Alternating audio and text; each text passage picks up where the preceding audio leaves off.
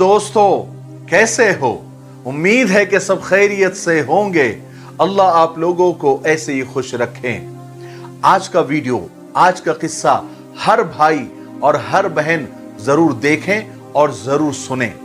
और बहनों से गुजारिश है कि अगर किसी के भाई बेगैरत है, बेशरम है, जमीर मर गया है, ऐसे भाइयों को तो आज का वीडियो जरूर शेयर करें। तो आज का किस्सा आपको गौर से सुनना है और शेयर भी करना है। एक भाई अपना किस्सा सुनाते हुए कहते हैं कि सुबह सुबह चाय की दुकान पर मैं बैठा हुआ था, इतने में मेरा दोस्त मेरे पास आया, मुझे सलाम किया। मैंने देखा कि उसके आंखों में आंसू थे।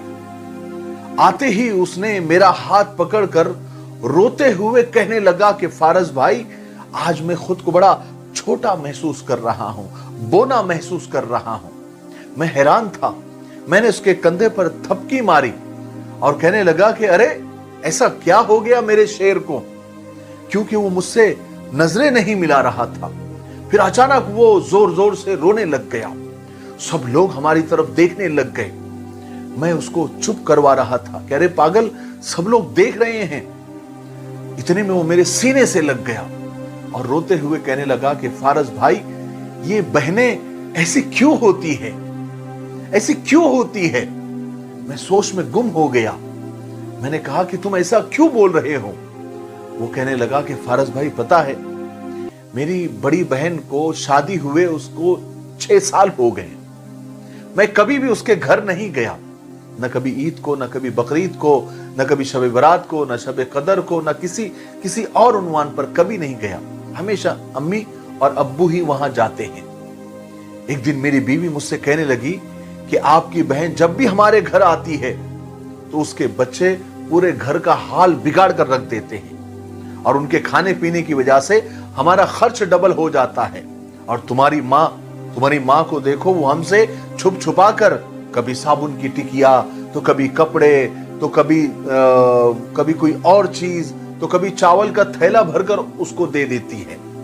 अपनी माँ से कहो कि ये हमारा घर है, कोई खैरात का सेंटर नहीं।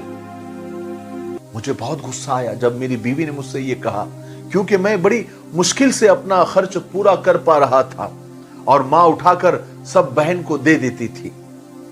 एक दिन हुआ ये कि बहन एक दिन घर आई हुई थी। उसके बेटे ने, इन्हीं मेरे भांजे ने टीवी का रिमोट तोड़ दिया। मैं मां से गुस्से में कहने लगा कि मां, बहन को कह दो कि वो सिर्फ ईद पर आया करे, बस एक बार साल में, बार बार ना आया करे। और मां, आप ये जो साबुन और ये चावल का थैला भर भर कर जो दे देती हो ना, ये सब बंद करो, मुझे बिल्कुल पसंद नहीं है। मां चुप हो गई, लेकिन बहन ने सारी बातें सुन ली थी। मेरी बहन कुछ नहीं बोली। 4 बज रहे थे।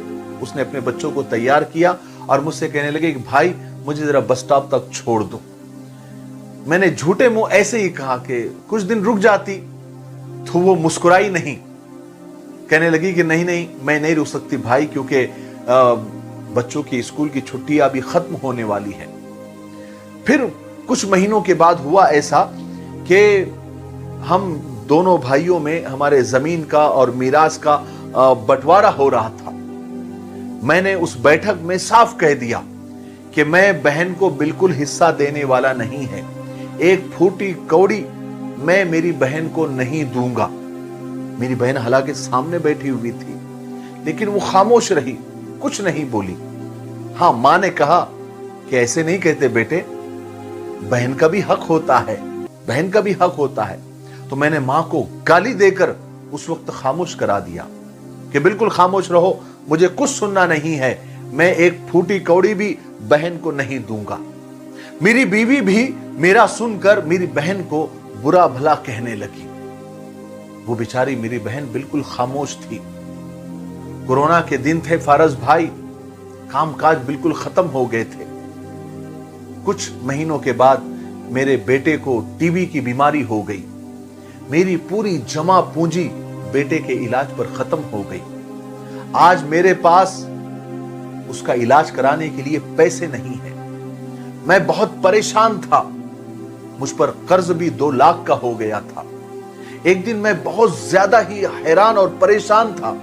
कमरे में अकेला बैठा था।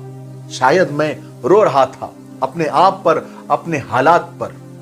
इतने में दरवाजा खुलने की आवाज आई और इतने में मेरी बहन घर में दाखिल हुई।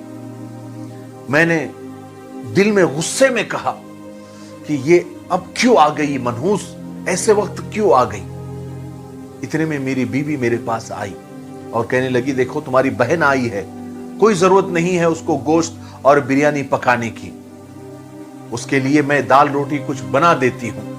मैंने कहा कि ठीक है, तुमको जो करना है करो। मैं अपने ख्यालों में खो गया। 1 घंटे के बाद मेरी बहन मेरे पास आई। जब हम दोनों कमरे में अकेले थे, कहने लगी कि भाई परेशान हो, तुम्हारे चेहरे को देख के लग रहा है कि तुम बहुत परेशान हो। मैं मुस्कुराया नहीं। बहन करीब आई, मेरे सर पर हाथ फेरा, कहने लगी, मैं तुम्हारी बड़ी बहन हूं, तुम मेरी गोद में खेलकर बड़े हुए हो, अब तो देखो मुझसे बड़े लगने लगे हो। फिर वो मेरे और करीब आई, अपने पर्स में से सोने के कंगन निकाले और मेरे हाथ में रख दिए और आहिस्ता से बोली कि पागल, तू तो ऐवी परेशान होता है, तेरा भाई शहर गया हुआ है और बच्चे स्कूल गए थे, मैं उनको लेकर वापस आ रही थी तो सोचा कि चलते चलते भाई से मिलकर आऊं। ये कंगन तेरे पास रख, अपना खर्चा कर और बेटे का इलाज कर और जा नाई के पास कुछ बाल वाल बना।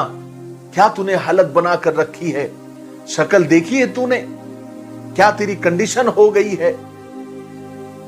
मैं खामोश रहा और ताज्जुब से बहन की तरफ देख रहा था, क्योंकि बहन ने कीमती सोने का कंगन मेरे हाथ में रख दिया था और इतना लाड़ प्यार बड़े दिनों के बाद मुझे मिला था। और उस बहन के जबान से, जिसको मैं एक नजर भी देखना पसंद नहीं करता था, उसका आना जाना मुझे गवारा नहीं था, उसके बच्चों को देखकर मेरा गुस्सा, मेरा पारा चढ़ जाता था, जिसको मैंने अपने जायदाद में से हिस्सा तक नहीं दिया था, वो बहन ऐसी मुसीबत के हालत में सोने का कंगन मेरे हाथ में थमाती है और कहती है कि जा अपने बेटे का इलाज कर, अपनी हालत को ठीक कर। फिर थोड़ी देर के बाद कहने लगी कि देखो भाई, किसी को बताना नहीं इस कंगन के बारे में, तुम्हें मेरी कसम है। फिर आगे बढ़कर मेरे माथे पर बोसा दिया, 1000 रुपए मुझे दिए, जो 100, 50 और 10 के नोट थे, शायद उसने अपने खर्च में से जमा किया हुआ था, मेरे जेब में डालकर कहने लगी कि ये रख लो और मेरे लिए गोश्त और कुछ मत बनाना और ज्यादा परेशान न हुआ करो, तेरे भाई को तनख्वाह मिलेगी तो मैं फिर आऊंगी। और जल्दी से अपने हाथ मेरे सर पर रखा और कहने लगी, देखो तुम्हारे बाल सफेद हो गए हैं, जाओ जल्दी से जाकर नाई के पास से बाल बना कर आओ। और ये कहकर वो जाने लगी। मैं उसके पैरों की तरफ देख रहा था, वही टूटी हुई जूती उसने पहनी हुई थी और पुराना सा दुपट्टा फटा हुआ ओढ़ा हुआ था। वो जब भी आती थी यही चप्पल और यही फटा हुआ दुपट्टा उसके ऊपर होता था। फारज भाई, मैं बहन की मोहब्बत में बस मर सा गया था। ऐसा लग रहा था कि मैं छलांग लगा दूं। मेरे ज़मीर मुझे अंदर से कचोके लगा रहा था। फारज भाई, हम भाई कितने मतलब परस्त होते हैं, कितने जल्दी बहनों को बेगाना कर देते हैं, और बहनें हैं कि भाइयों का जरा सा दुख बर्दाश्त नहीं कर सकती। मैं वो कंगन हाथ में लेकर और सर को मार मार कर जोर जोर से रो रहा था। मेरे भाइयों, बुजुर्गों और दोस्तों, इस किस्से से हमने क्या सीखा? जरा सा अपनी मसरूफ जिंदगी से थोड़ा सा वक्त निकालकर, कुछ लम्हे निकालकर अपनी बहनों के पास जाया करो, उनके पास बैठा करो, उनका हालचाल पूछ लिया करो। शायद उनके चेहरों पर कुछ लम्हों के लिए सुकून आ जाए। खून के रिश्ते होते हैं, ऐसे ही तोड़ने से नहीं टूटते। और बहनों का हक कभी नहीं मारना, एक पैसा भी नहीं, एक फूटी कौड़ी भी नहीं, सोचना भी नहीं, क्योंकि सारी नेकियां, सारे हज उम्रे, सारी नमाजें और सारे रोजे एक तरफ, और बहनों का हक मारा हुआ गुनाह वो एक तरफ। सब पर भारी पड़ जाएगा, सारी इबादत पर भारी पड़ जाएगा। याद रखें, अल्लाह ताला हमें अमल करने की तौफीक नसीब फरमाए। मुझे उम्मीद है कि मेरे किस्सा सुनाने का जो मकसद था वो हल हो गया होगा और बात आप लोगों के समझ आ गई होगी। तब तक मेरे लिए, पूरी उम्मत के लिए, पूरी इंसानियत, पूरी मानवता के लिए और हमारे प्यारे मुल्क भारत के लिए, यहाँ की अमन शांति के लिए और यहाँ की तरक्की उन्नति के लिए खूब दुआएं करते रहे।